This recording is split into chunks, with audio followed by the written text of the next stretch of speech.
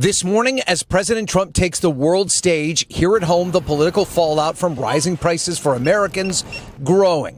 With the war in Iran restricting the world's oil supply and sending gas prices skyrocketing. Nobody is safe from this. And with rising inflation. Gas prices across America are exploding again, and suddenly the White House is racing back to Canadian oil. After nearly 15 million barrels a day of crude oil and fuel products were knocked out of global circulation during the growing Middle East crisis, Donald Trump is now pushing a revived Keystone-style pipeline project at the exact moment American consumers are getting hammered at the pump. Which is a pretty stunning reversal, because this is the same Trump who spent years talking about how America did not need Canada, did not need foreign energy security, and did not need anyone else's resources to keep the economy running. Now gasoline is climbing toward $5 a gallon in parts of the country. Airlines are warning about rising fuel pressure, and Washington is suddenly treating Canadian crude like emergency infrastructure. The crisis started escalating after fighting linked to the U.S.-Israel conflict with Iran severely disrupted shipping through the Strait of Hormuz. That narrow waterway handles roughly 1/5 of global oil and fuel flows, making it one of the most strategically important energy choke points on Earth.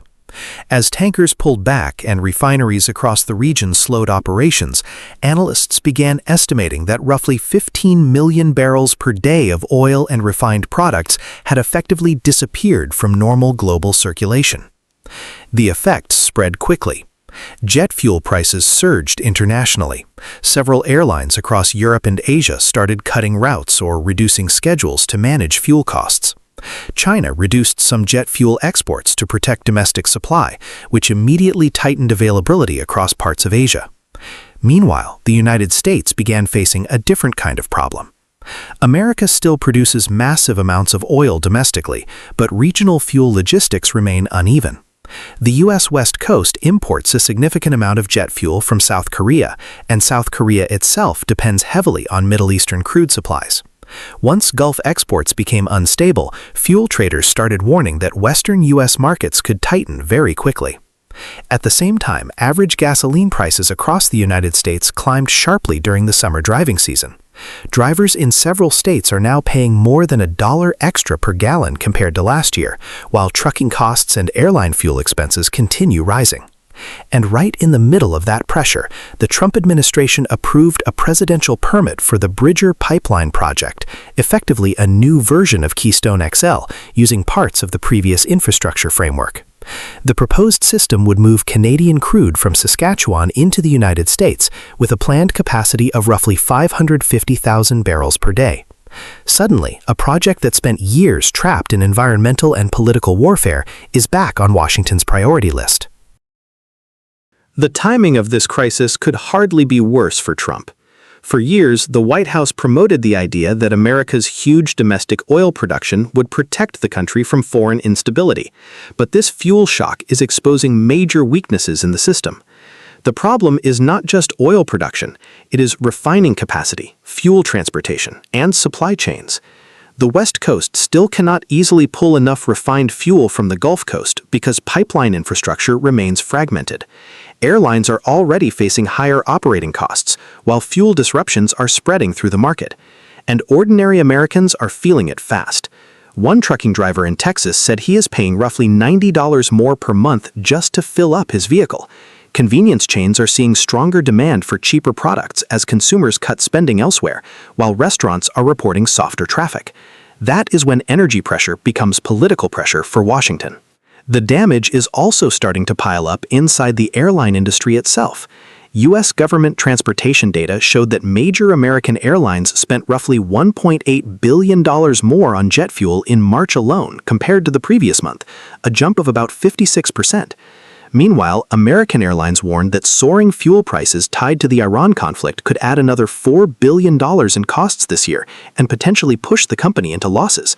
United Airlines also slashed its profit outlook as carriers across the industry started raising fares, reducing routes, and cutting capacity to survive the fuel shock.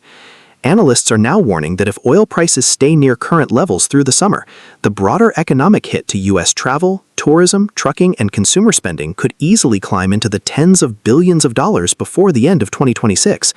And the White House understands the political risk. Reports now suggest officials are even considering options like suspending parts of the federal gas tax because fuel inflation is becoming increasingly difficult to control. The problem is that Washington has very few fast solutions. Reopening global shipping routes could take months. Restarting damaged refining systems could take even longer. Some analysts believe energy markets may need 6 to 18 months to fully stabilize, even if regional fighting stopped immediately. That timeline is politically brutal heading toward midterm season, especially for a president who spent years promising cheaper energy, stronger supply chains, and protection from exactly this kind of foreign disruption. That pressure helps explain why the White House is moving so aggressively on the new pipeline project. Not long ago, Keystone-XL represented everything environmental activists wanted to stop: oil sands expansion, cross-border fossil fuel infrastructure, and long-term crude dependency. Now, the political conversation sounds very different. Instead of talking about climate symbolism, Washington is suddenly focused on fuel stability, supply security, and preventing additional economic pain for consumers. That shift says a lot about how serious the pressure inside the energy market has become. And it also exposes something Trump probably never wanted to admit publicly. The United States still depends heavily on Canadian crude when global markets become unstable. American refineries are specifically designed to process heavy Canadian oil. Replacing those barrels is extremely difficult because heavy crude supplies worldwide are already constrained by sanctions, production cuts, and geopolitical instability. So when Middle Eastern supply routes start breaking down, Canada immediately becomes more valuable. Not because Ottawa changed, because the market changed. And Canada is entering this moment from a position of relative stability. Mark Carney's government has spent months talking about infrastructure resilience, energy exports, and long-term industrial security, while also trying to diversify trade relationships beyond the United States. Critics mocked parts of that strategy earlier this year, but now Washington is effectively accelerating another major Canadian energy connection because the American economy needs reliable continental supply faster than politics can keep up. That irony is becoming harder to hide, especially after years of tariffs, trade threats, and repeated claims that America could simply replace Canadian leverage whenever it wanted. Turns out replacing Canada during a global oil crisis is a lot harder than talking about it at a rally. Right now, none of the underlying problems are fully resolved. Fuel markets remain unstable. Shipping risks in the Middle East continue. Airlines are still adjusting routes and costs. American consumers are still paying more at the pump almost every week. And Washington is trying to contain both the economic fallout and the political anger at the same time. That is why the Keystone-style revival matters so much. It is not just another pipeline fight anymore. It is becoming part of America's emergency response to a global fuel shock. And if this crisis drags deeper into 2026, Trump may find himself relying on the very Canadian energy system he spent years insisting America no longer needed. And today, we are committing $500 million from this fund to support capital investments to help food businesses expand capacity, increase productivity, and strengthen our food supply for the future. Canada has just thrown a $500 million curveball into the North American power game. Prime Minister Mark Carney unveiled a sweeping food supply overhaul designed to harden Canada against global shocks and, more importantly, against the political turbulence coming from Washington. At the very moment Donald Trump is threatening new tariffs and publicly belittling Canada's leadership, Ottawa responds not with outrage, not with speeches, but with a strategic investment shifts the balance of leverage. It is not hard to see why this caught the White House off guard.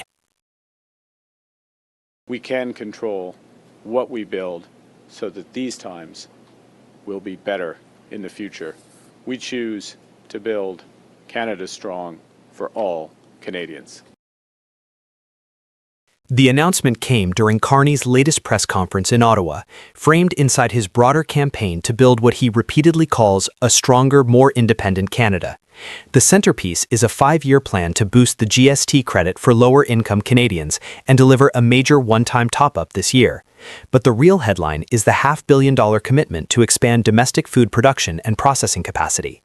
Carney tied rising grocery costs directly to global instability, climate pressures, and increasingly aggressive tariff policies abroad. His message was that Canada cannot rely on foreign supply chains the way it did a decade ago. Not anymore. The country needs more greenhouse production, more processing plants, more local capacity to keep shelves stocked and prices stable. And that need becomes even urgent when your closest neighbor is actively using tariffs as leverage. That neighbor, of course, is the United States, and the timing of the announcement was impossible to separate from the escalating rhetoric out of Washington.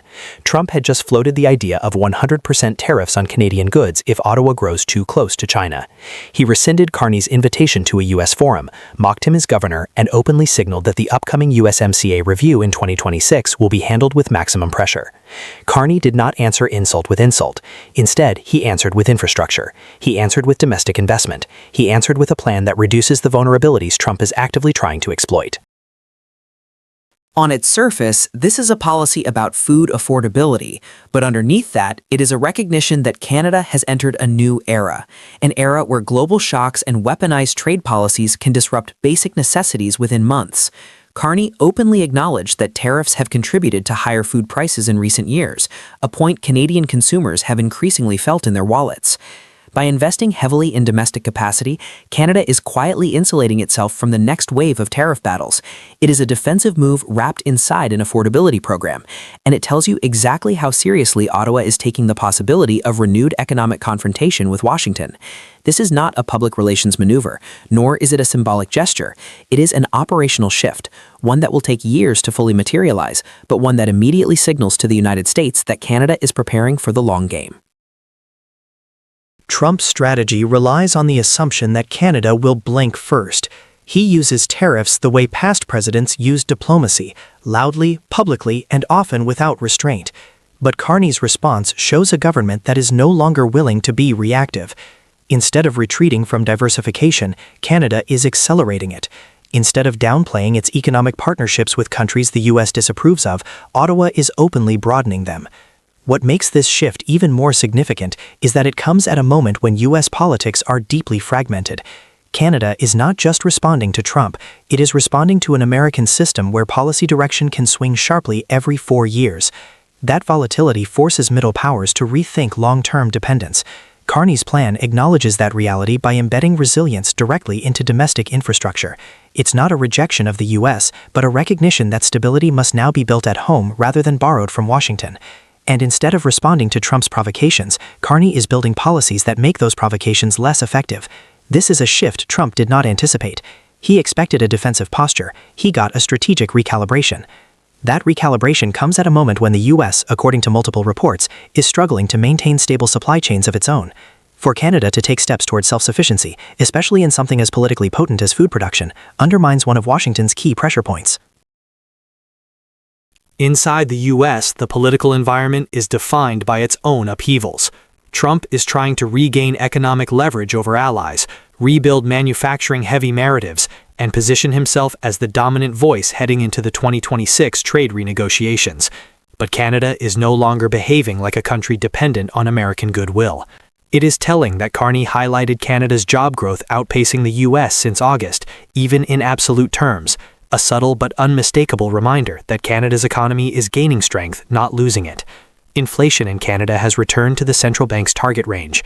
Energy exports remain vital for U.S. refineries, giving Ottawa leverage Trump cannot fully counter. And globally, Canada has inked new trade agreements across multiple continents in only half a year. So when Carney announced a major food security initiative, precisely the kind of long-term resilience project the U.S. has neglected, it made clear that Canada is preparing for a decade where American policy is unpredictable, and where Ottawa is determined not to be caught exposed. For decades, Canada's economic strategy revolved around working within the U.S. orbit. That era is over. The policy moves of the last 6 months, diversifying trade partners, strengthening Arctic cooperation with Nordic states, aligning with India and ASEAN on emerging industries, and now reinforcing food security, represent a coherent strategic doctrine. It's the doctrine of a middle power choosing autonomy over dependency. And Carney's calm, measured delivery underscores the point. He doesn't need to escalate verbally. The policy does that on his behalf. The U.S. can threaten tariffs. It can insult Canadian leadership. It can try to intimidate Ottawa on China. But Canada now has a playbook for every scenario. Trump wanted a submissive partner. Carney is building a resilient one. This $500 million plan is more than a food policy.